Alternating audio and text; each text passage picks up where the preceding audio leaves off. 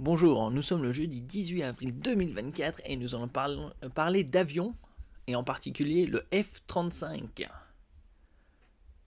Aux États-Unis, le coût global du programme F-35 est désormais évalué à 2000 milliards de dollars. Oui, 2000 milliards. Bon, déjà, un projet à 200 milliards, c'est déjà conséquent et colossal, mais là, 2000 milliards, les millions, c'est des centimes.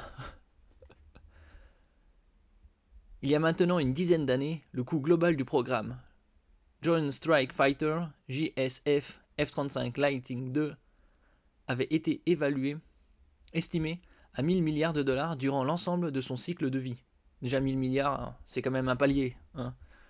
Ce qui lui valut de la part de ses détracteurs d'être surnommé le Trillion Programme. Trillion en anglais. Cette évaluation tenait compte des sommes investies en recherche et développement, de l'achat de 2471 appareils, 1763 F-35A pour l'US Air Force, 360 F-35B et C pour l'US Marine Corps et 340 pour F-35C pour l'US Navy, ainsi que des dépenses relatives au maintien en conditions opérationnelles MCO. C'est quand même mastoc, hein. Franchement, avec autant 2000 milliards... l'avion, il pourrait au moins voler jusqu'à la Lune, non hein. Combien il leur faudrait pour conquérir Mars? Actuellement, et même s'il a du succès à l'exportation, ce programme connaît encore des difficultés. La principale étant liée à la mise à niveau logiciel, dite TR3, celle-ci n'étant pas encore stabilisée. Voilà, ils vont peut-être ajouter de l'intelligence artificielle et finalement faire Skynet. Hein.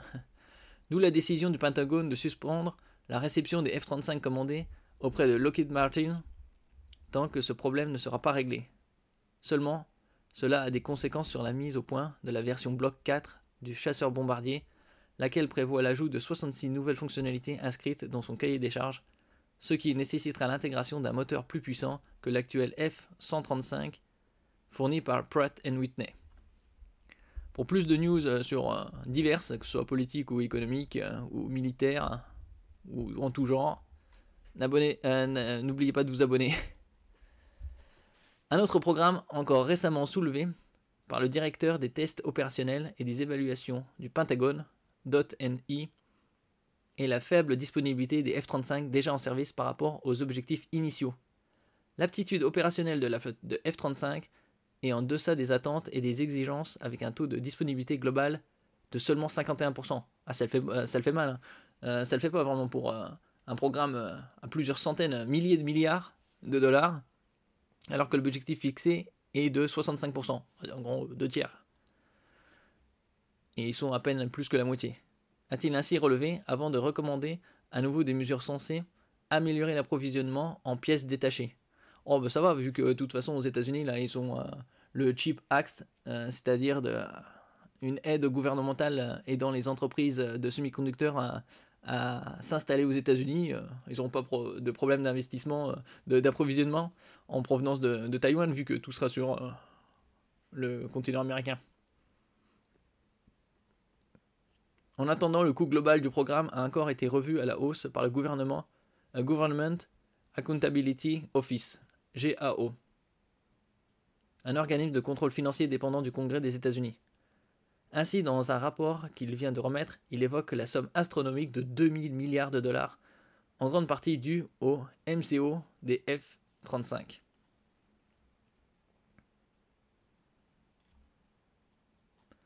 Les coûts de maintenance ont augmenté de 44%, passant de 1100 milliards de dollars en 2018 à 1580 milliards de dollars en 2023, avance le GAO.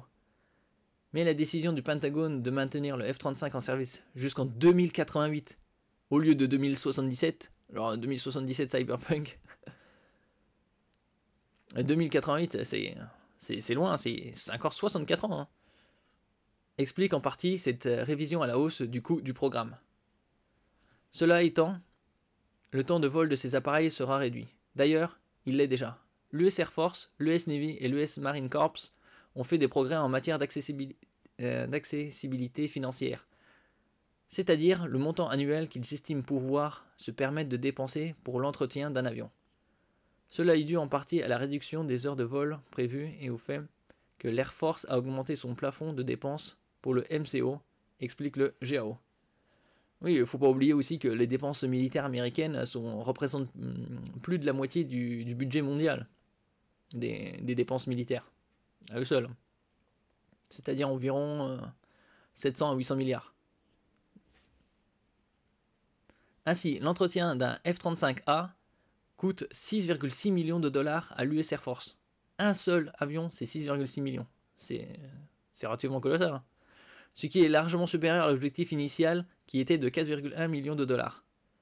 Oh, c'est un peu comme la centrale de Flamanville qui devait coûter 3,5 milliards et finalement elle est 6,5, 7 fois plus cher. En juin 2023, elle a relevé le montant qu'elle peut se permettre de dépenser par avion à 6,8 milliards de dollars par an. Quant à la disponibilité globale du F-35, et comme le .NI avant lui, le GAO a relevé qu'elle a considérablement diminué au cours des 5 dernières années, et qu'aucune des 3 variantes de l'appareil n'atteint les objectifs fixés. Ah, c'est pas terrible quand même, vu les sommes colossales qui sont dépensées. Il pourrait faire mieux. Aussi, alors que le bureau de programme F-35 JPO, Joint Program Office, avait prévu en 2020 que la flotte de F-35 volerait plus de 382 000 heures par an d'ici le milieu de la décennie 2030. Il n'est question que de 300 000 heures par an, alors même que le nombre d'avions en service aura augmenté. Ah, c'est pas terrible quand même. Dépenser autant de thunes, il y en a que ça se gaspille aussi chez eux.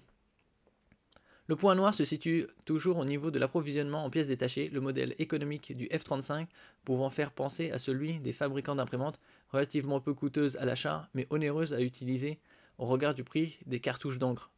Oui, enfin, c'est le but c'est comme ça qu'on appâte le poisson. On donne un hameçon avec un appât, et dès qu'il mord, c'est bon. Pour y remédier, le Pentagone avait envisagé de notifier à Lockheed Martin un contrat de logistique basé sur la performance, PBL, lequel aurait permis de faire des économies, d'améliorer la disponibilité des composants de rechange et d'accélérer les réparations des appareils. Mais il a finalement dû suspendre les négociations. Le Congrès nous a vraiment imposé des exigences strictes avant que nous puissions attribuer un PBL, avait expliqué un haut responsable du Pentagone à Breaking Defense.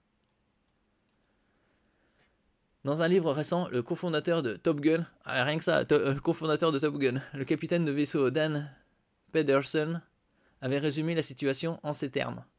Les juteux contrats de sous-traitance autour du F-35 s'étendent stratégiquement à pratiquement toutes les circonscriptions des États-Unis. Avec de si nombreux membres de la Chambre des représentants ayant un intérêt dans le programme, ce dernier est assuré de bénéficier d'un large soutien politique indépendamment de ses capacités réelles ou de son coût. Ah, c'est ça la politique et l'économie. Voilà. Voilà où ça mène. Hein, 2000 milliards. Bon, il est pas trop mal gaulé quand même. Mais bon, on espère quand même qu'avec un avion comme ça, dans les prochaines générations, on pourra y aller sous l'eau. Hein, ou sur la Lune. Oui, ils vont faire des nouveaux avions. Totalement différents, là, comme les soucoupes, là, les vrilles. Hein, capables de voler dans les airs, de prendre des angles à 90 degrés sans problème, d'aller sous l'eau comme des sous-marins dans l'espace.